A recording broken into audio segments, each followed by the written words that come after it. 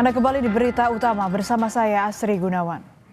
Keluarga Dumaris tak pernah menyangka menantu perempuannya tega melakukan tindakan keji kepada sang ibu mertua.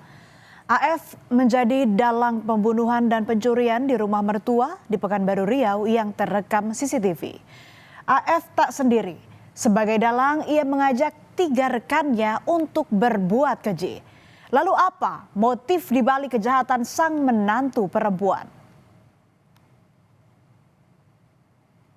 Rabu pagi 29 April menjadi momen terakhir bagi Salmon Meha melihat istrinya Dumaris.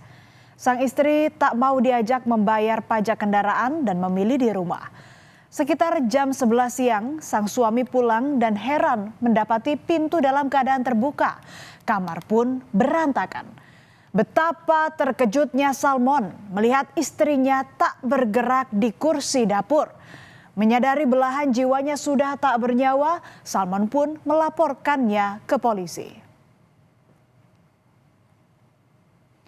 Berdalih bertamu, Rabu pagi 29 April 2026, AF mendatangi rumah mertuanya Dumaris di Kecamatan Rumbai, Pekanbaru Riau. Ia masuk duluan ke dalam rumah bersama temannya perempuan berinisial L. Sepintas tak ada yang janggal. AF bahkan mencium tangan mertuanya dengan penuh rasa hormat. Mereka pun berbincang santai di ruang tamu.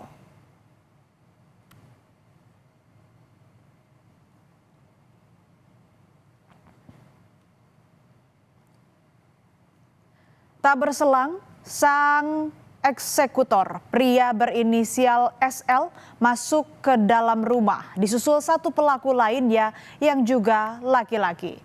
SL berpura-pura sebagai sopir ojek online hendak menagih uang ke anak korban sebesar Rp300.000. Tetapi SL yang sudah membawa balok kayu langsung mengayunkannya ke arah korban.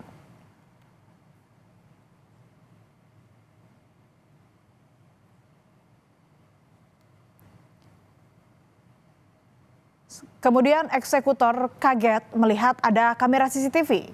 SL pun menghancurkan kamera pengawas dengan ayunan baloknya saat SL memindahkan tubuh korban ke dapur saudara. 3 rekannya termasuk sang menantu korban mencuri barang-barang berharga.